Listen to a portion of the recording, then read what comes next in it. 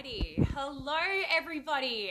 My name's Thao. I'm a wildlife ambassador at Reptile Encounters, and welcome to our wild live stream. So we are going to be live streaming our incredible animals at 11 and 2 daily. So make sure you're always tuning in. Whilst we wait for some viewers to jump on, I might take this chance to actually remind you guys to make sure that you are subscribing to all our social media. So our Facebook, check out our website and our YouTube channel. Maybe a really amazing thing to get you guys through this tricky time. So make sure you're subscribing to all of these features. I know nothing cheers people up like animals, so make sure you get on top of that. Are we ready to go? Alrighty, awesome. Now I'm going to reintroduce myself for those that have just joined. My name's Thao. I am a wildlife ambassador at Reptile Encounters, and I've been passionate about nature from before I can remember.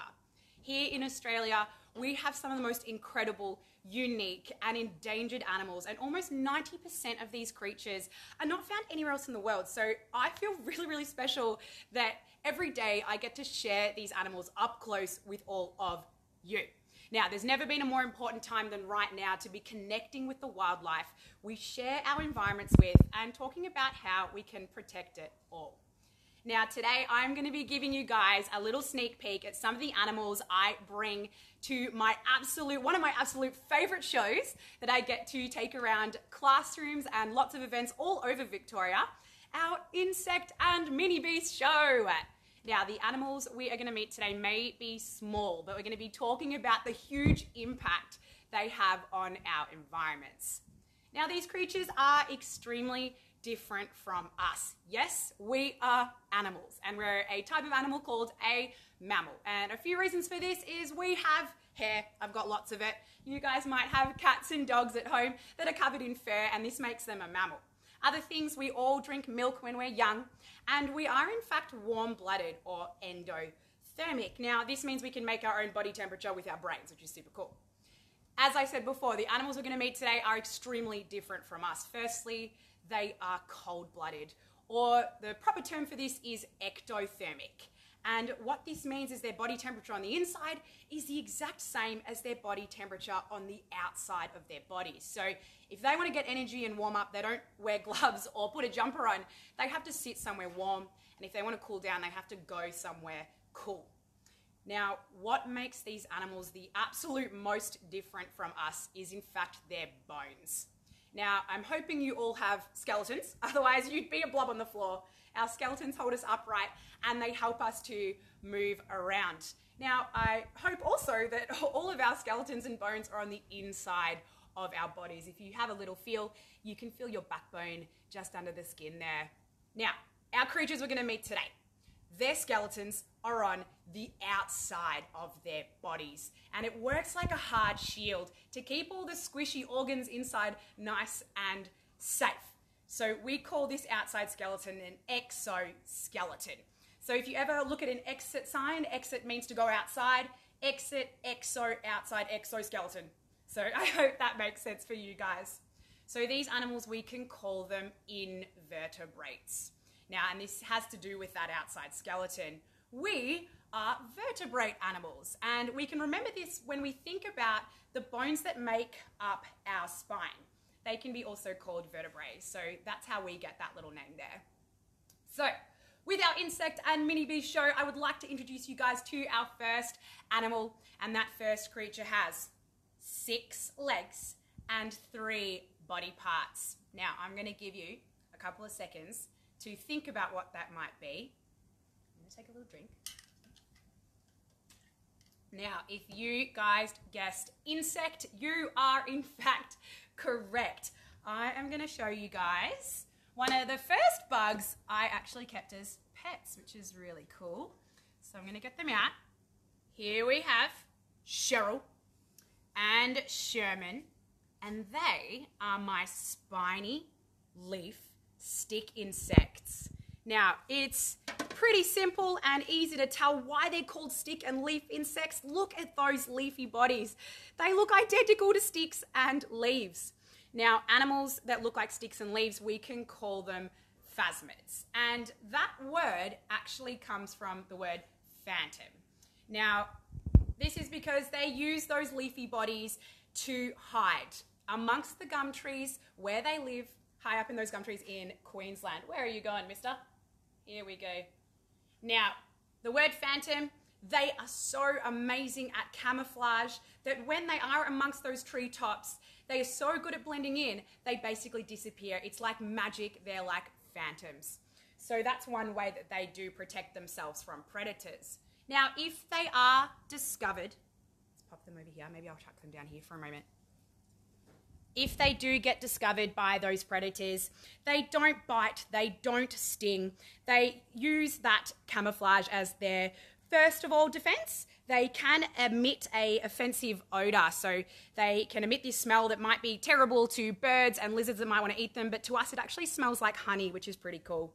Now, as a last resort, our stick insects will actually coil their tail up to appear like a scorpion.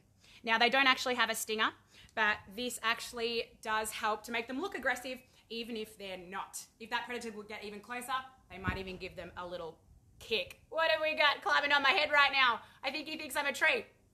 Now, can we see that our stick insects are quite different looking? Which is interesting because they're the same species and roughly the same age. Now, the one that is bigger, stronger, thicker, covered in spines, lives for longer, is our female. This is what I love about the insect world. We have lots of girl power happening. The one that is in fact thinner, smaller, lighter is the male. Where are you going? But he has his very own trick as well that makes him pretty special. You can see the straight leaf-like structure on the top there. They are his wings, and when he opens them up, he can fly. Now, because he has that talent of flying, he has a few other adaptations that helps him to do that without crash landing. We can see that his antennae are a lot longer than the female. So when he's flying around, he can kind of feel where he's going and he won't crash into anything. Did you guys get that? Oh my gosh, he just totally flew onto the camera. Good timing, buddy. Now, also a really cool feature that lots of flying insects actually have, he has extra eyes on his head. They're kind of like simple eyes called oculi. And they're like 3 little dots, and they can actually tell if it's light or dark. So this also helps him navigate in the skies, which is pretty cool. Now, we can see that Sherman is crawling all over me. He just flew to the camera. He's a lot more agile than our female stick insects. Oh, he did it again! Here we go. I think he really likes you, Faye. There we go. Now, the female will usually stay on the one tree, and the male will fly around in search of those females, and he's hoping that he can reproduce with them. Now, something super incredible about these guys is that if Sherman doesn't exist and we don't have any males present, the females can actually reproduce without a male. Wow, I just think that's wild. Now, it's called parthenogenesis, and the eggs that she lays that are reproduced just by herself will be complete little clones of herself. So they'll all look identical to her, and they will all be females. Now, her eggs, when she lays them, she will flick them onto the forest floor, which seems like a bit of a mean mum thing to do. But what she's hoping is that they actually get picked up by bull ants. We see stick insects, we've already spoken about how they try really hard to look like different things. We've spoken about how they try to mimic leaves, they try to mimic scorpions. Now, those little eggs, they actually mimic seeds, and they emit a pheromone, so a smell that actually smells like seeds too. So these bull ants will pick them up, thinking they're seeds, take them down into the nest. They might eat the sugary coating on the outside. There's this little knob on them called the capitulum. They eat that off, but it doesn't actually affect the eggs or the seeds as the bull ants think they are. Now, once that egg ends up in the ant nest, it is the most perfect little nursery for them. It's the perfect temperature and moisture for these guys to actually hatch. But if these seeds don't make it down into the bull ant nest and they're in a place where it's not the perfect temperature, they can actually pause their development for up to 3 years and wait for that perfect time and temperature so they can hatch. Now, I am just going to pop my stick insects down for a moment because I've actually brought along some eggs and babies just so you can get an idea of what they look like. You stay in there, mister. All right, so here we have some of the babies. And just in the corner there are our eggs. I'm going to pop them down for a better look there.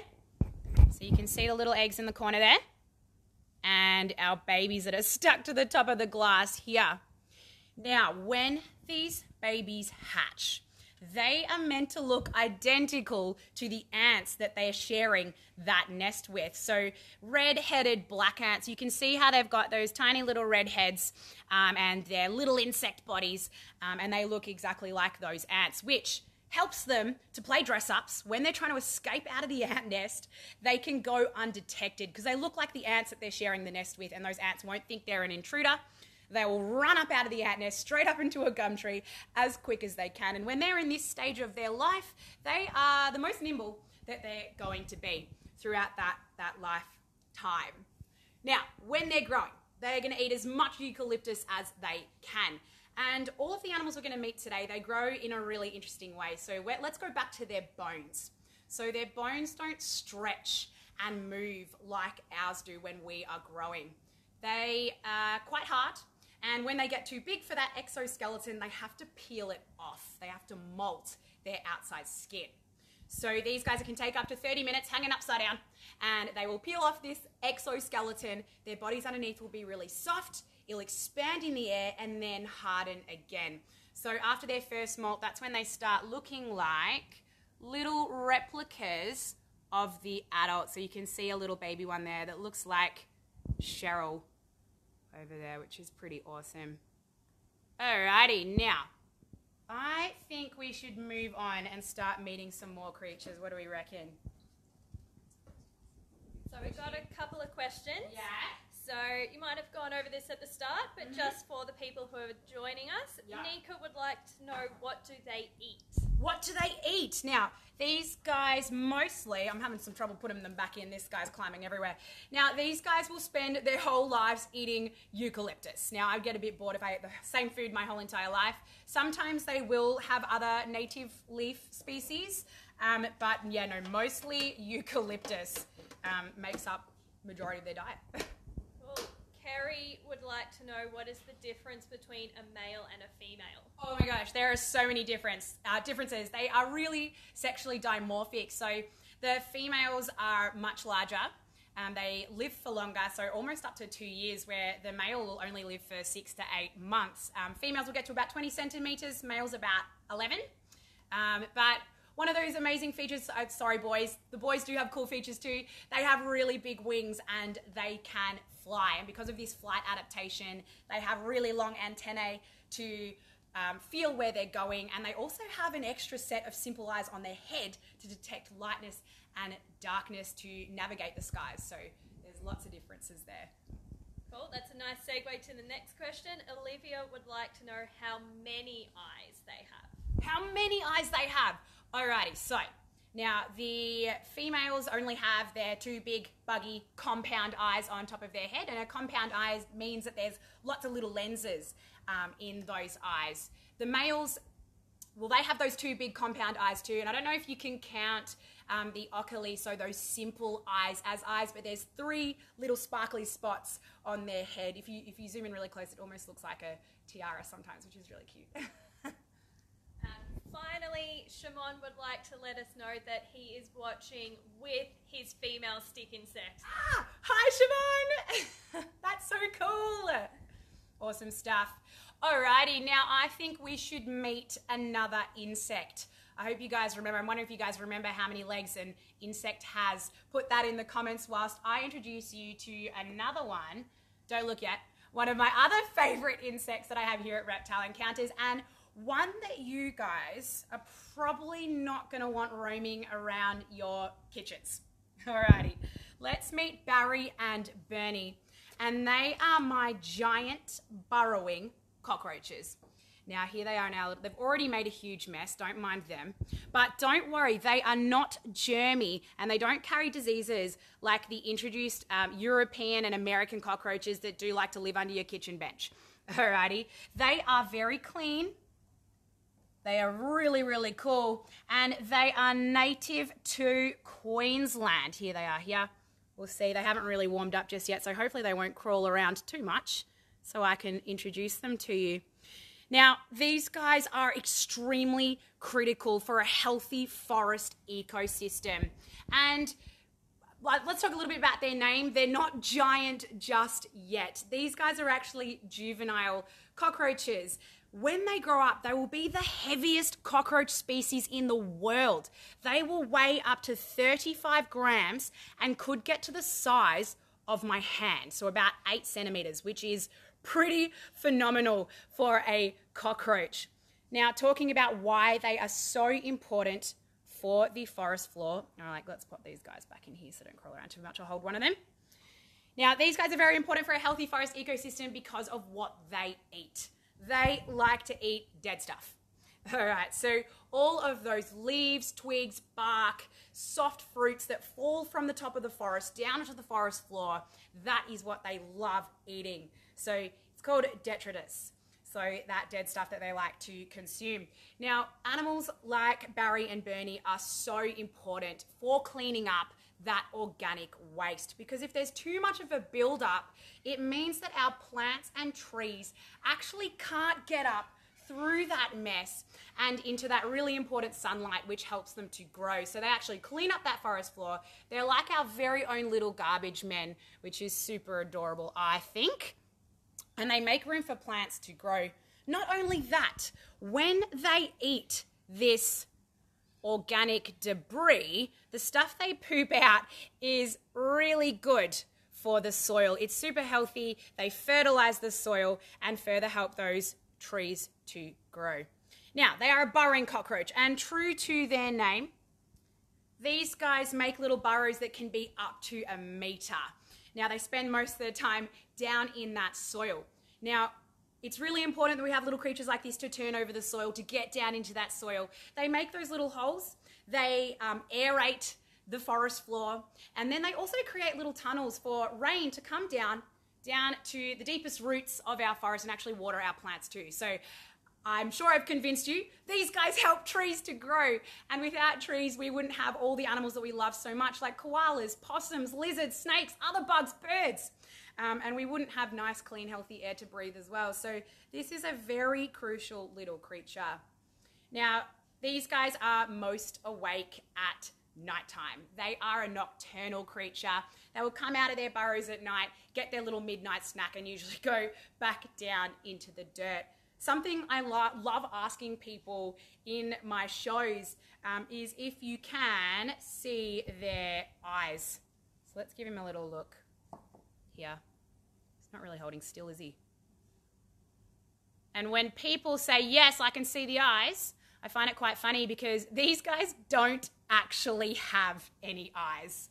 They are completely blind. They don't need them. When you spend all your time in the dirt, if you had eyes, you just get soil in them anyway. So they don't have eyes, but they do have ways of feeling around in the soil. And if you can see again, they have really hairy legs. They don't need a shaver. They use those hairy legs to feel around in the dirt. And you can also see those little antennae moving up and down. He's trying to feel his way around my hand, which is pretty cool. And that is one of the ways they navigate. Also, because they live in the soil, they don't need wings. So lots of cockroaches do have wings. They don't have them. They are happy just living in that nice, damp, moist forest environment.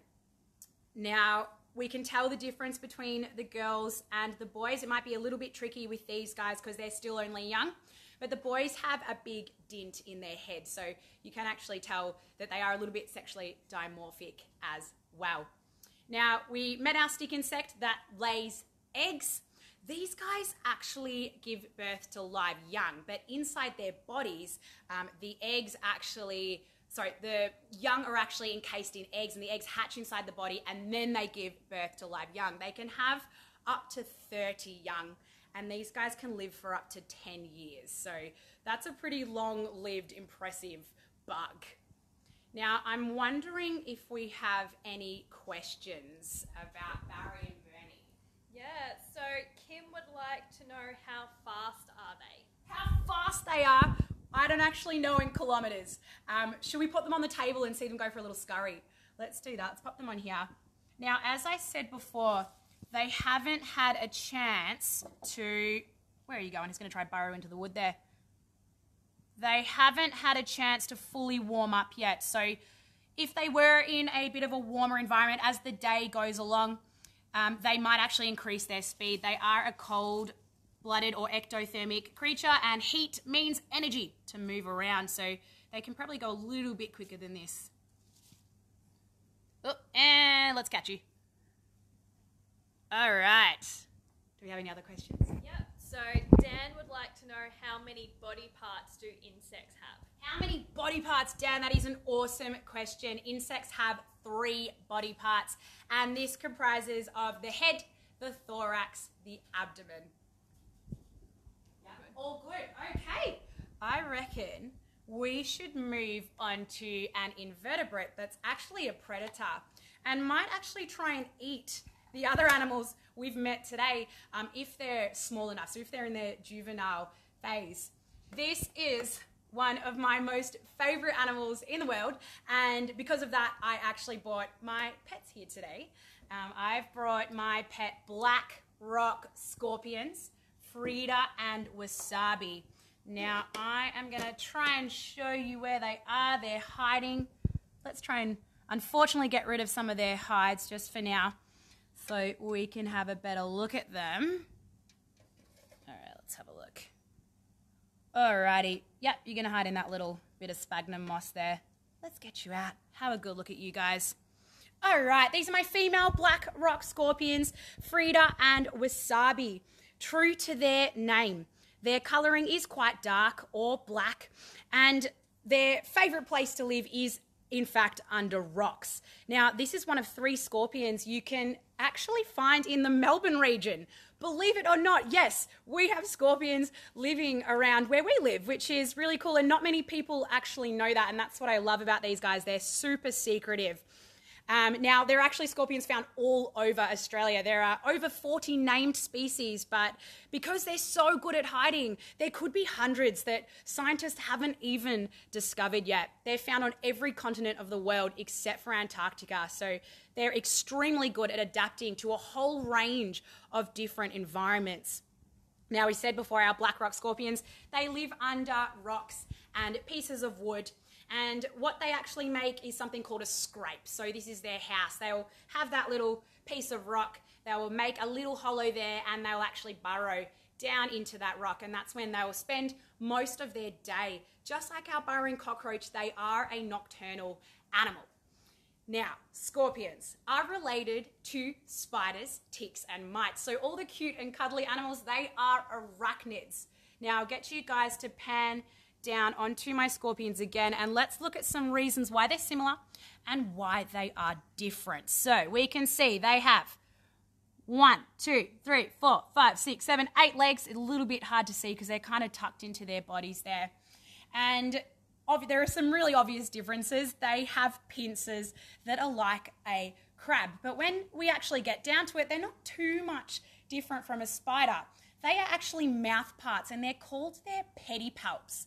Now, spiders also have pedipalps, but they don't look like crab claws, okay? They actually look like an extra set of small legs that actually are on both sides of their fangs. So the scorpions' pedipalps have terminated into our little crab claws there.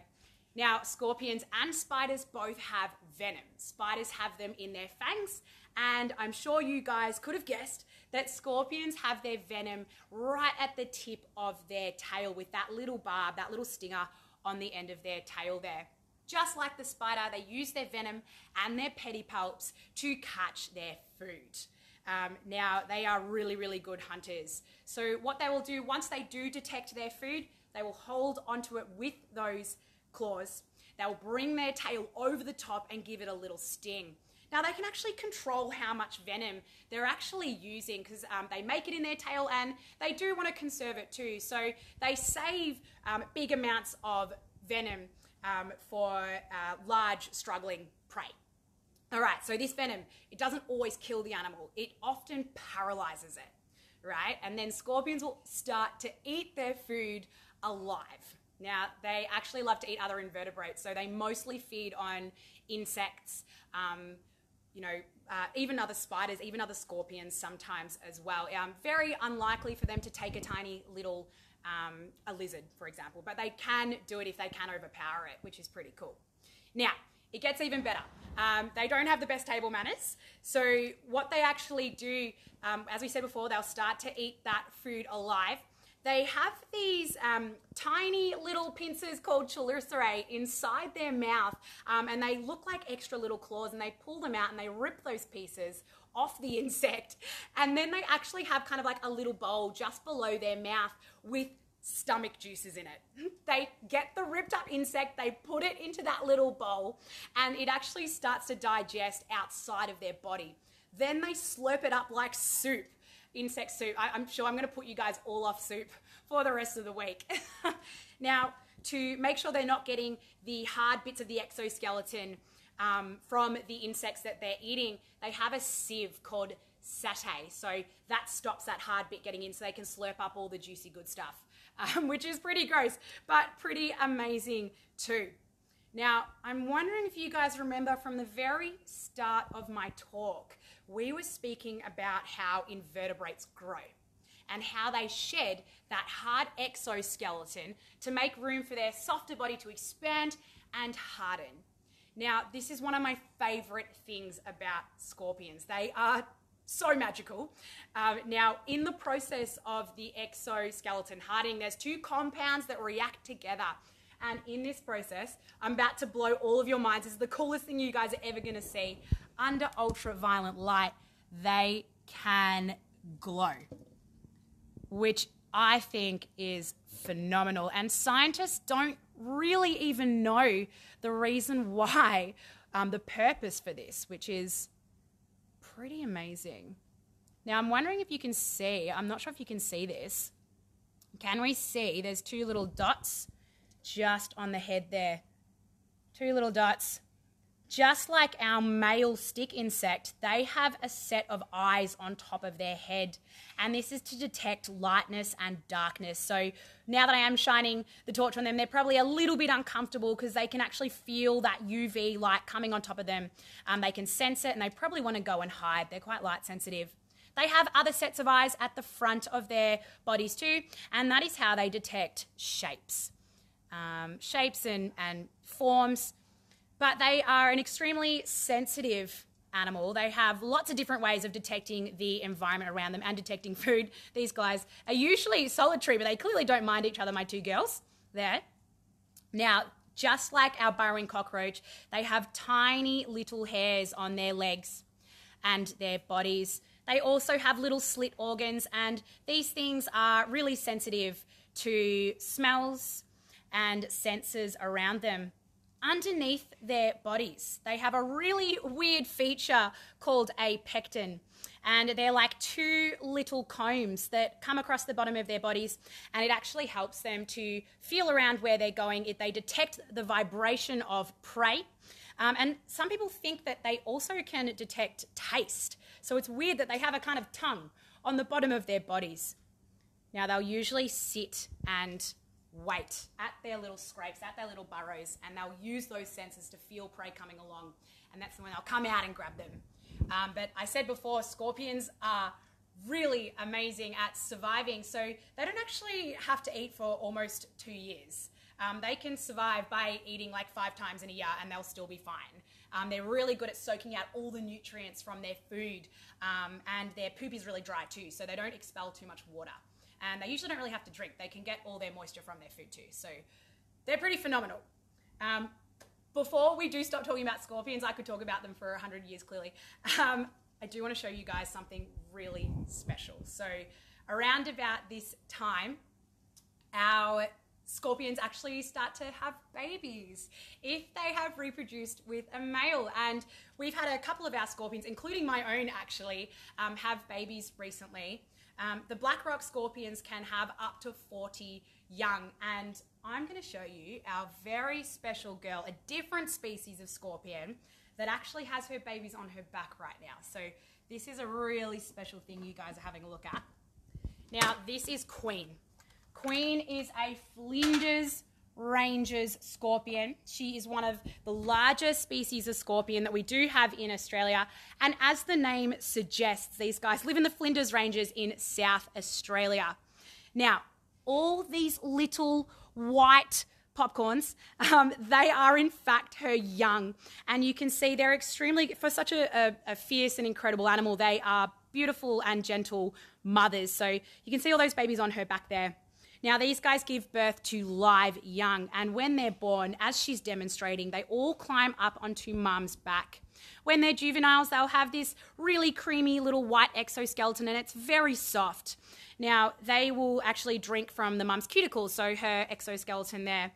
Now, it's not until around a month later that they will, could be up to a month, they crawl off mum's back, and they actually disperse into burrows that could be kind of close to her, but not too close, because she can actually eat them if she gets a little bit hungry. So I said that she's a really nice mum, but I don't know about too many mums that eat their babies. But that is pretty phenomenal over there. Now, I think we have some questions. We do have some questions. So, Michael would like to know, how can you tell when a scorpion is gravid? How can you tell when a scorpion's gravid? So for those of you that don't know, gravid means pregnant for our invertebrates and some other animals too. And what will happen, I'm wondering if I can get, because I don't want to really move my friend Queen here because she has got those babies on her back and we want to let her do her mum thing. So let's get on to my girls here. So we can kind of see, oh, it's a little bit hard to see actually. I'll just pop her back down. So these guys actually have the most segments on their body out of all arachnids. They actually have 18. So you can see those little kind of shield bits. They kind of look like little lines that go along. So in between there is a softer bit of skin. And when these guys are gravid, they get really round and chunky. And you can actually see that little bit that separates the plates from each other. And if they are really gravid, you can actually see the baby scorpions inside their body, which is really cool. Eyes and all. It's pretty amazing, which I have been lucky enough to see that in my lifetime for a passionate scorpion lover. It's pretty cool. Cool. Natasha would like to ask, do other animals try to eat them? Absolutely, other animals try to eat them. So these guys, actually like all the animals we've met today, are a really important food source for lots of our native animals, including birds and lizards. They've just got to adapt their feeding behaviour to get around that little sting there. But our Australian scorpions, their sting, from what we know, I said before that there may be species we have not yet discovered, their sting is actually not super harmful to people. So those bigger warm-blooded creatures, I'm guessing it's probably not that harmful to them either. It's kind of like a really itchy bee sting, can cause lots of localized pain. So yeah, they absolutely are food for other animals. Aiden would like to know how much venom goes into each sting. Oh, that is such a good question. So I don't actually know in mils how much venom goes into each sting, because each sting is actually different. And I said this before, they can actually control the amount of venom that they do release when they are stinging prey. So if there's a really big prey that is struggling, they will take down anything they can really get their little pincers on. So if it's a big struggling prey, they will put quite a bit of venom in. But if it's something they can just crush with their pincers, and black rock scorpions and our Flinders Ranges scorpions have quite big pincers, so they can do half the work with their pincers, so they won't usually release as much venom unless they're in a lot of trouble. Cool. So Seb, Xavier and Shimon would like to say that it's so cool to see the scorpions glowing. Oh my god, I know, it's awesome. And Thomas would like to know, do scorpions make good pets? Do they make good pets? Well, for me, I think they make amazing pets. This is not their full-time homes. They have them in a really big terrarium with lots of cocoa peat and places they can hide. I love watching them come out at night time. This is a bit of a nerdy thing I do. I often get yourself a UV light if you have a scorpion. They can't, one goes with the other. I'll usually go around on a little scorpion safari and check out my scorpions glow, saying that they do have venom. And you want to make sure that with all animals that are not your cats and dogs, and actually with cats and dogs too, what am I talking about? You need to do lots and lots of reading and research before you do bring one of these animals. Should we do Queen as well? Before we do bring one of these animals into the home. Whoop, there we go. Yeah, you should do lots and lots of reading, but I think they make good pets, but each to their own. You can see there, actually, she's not very happy about me putting the glow there, but something really interesting, her babies are actually not glowing. And this is because, all right, let's leave her alone. She's not very happy with that glow. And this is because as the exoskeleton hardens, each time the exoskeleton sheds and hardens, that glow will become more strong. So that's a pretty cool thing that we just saw then. All right, any other questions? We've got lots of questions. Yes, we love fun questions. So Sandeep would like to know, how much venom do they store? How much venom do they store? Okay, these are the best questions.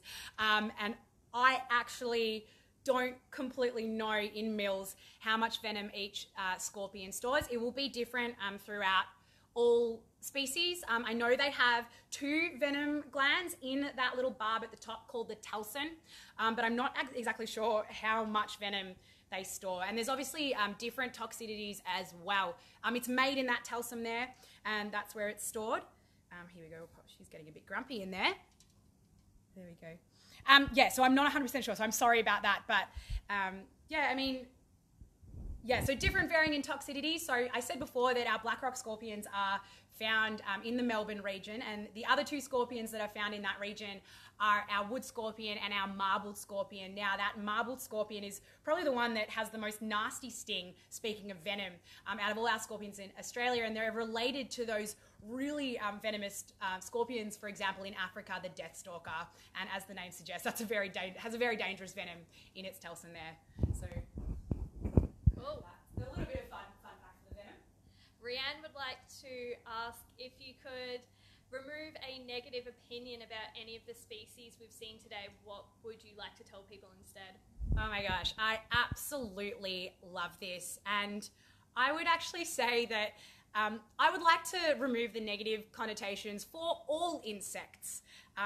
They are such an important species. They are the foundation to life in our world and our planet. So I would like to, the creepy crawliness, I would hate for people to get the shivers when they think about that. I think scorpions, so spiders and arachnids, I don't mind huntsmen's living in my house because they actually eat all those insects, mosquitoes and flies. And we got to think of them in a more positive way. Cockroaches, we've met today some of our burrowing cockroaches. That stigma of them being germy and dirty isn't the case for these guys. They're an amazing native animal. They're extremely important for a healthy forest ecosystem. And that's a great question, Rianne. I would love to eradicate all negative opinions on our creepy crawlies because they are amazing and extremely important for a healthy world as well. So thanks for that question. Cool. We have a request from Josh. He would love to see your scorpion drawing. My scorpion drawing. Okay, Josh, I don't really have it on me right now, but I definitely can bring my scorpion drawing in. I obviously love studying these animals, so I've got a little diagram that I drew of my black rock scorpions, and I can bring that in to show you guys another time. Cool. We've just got a couple of thank yous for all the amazing info, particularly from Lola, Sandeep, Sarah, and Shimon. Oh my gosh, thank you so much, everyone. I hope you had just as much fun as I did today. And I really hope, going on from Rianne's question about changing our opinions on these insects, I hope that I have inspired some of you to fall a little bit in love with our creepy crawlies, and to always take note of the little guys. I said before, they are the foundation to a healthy and happy planet. And at the moment, we don't want to forget about the environmental crisis our globe is facing. I know that everything's a little bit scary and a little bit uncertain at the moment, but we still can't forget making sure that our planet works. Want to make sure that we keep our planet from working the way it's meant to. So some positive things that animals do for the world that we've spoken about today. We've got our burrowing cockroaches that fertilize soil, they aerate the soil, they create little wells for water to come through and water our plants.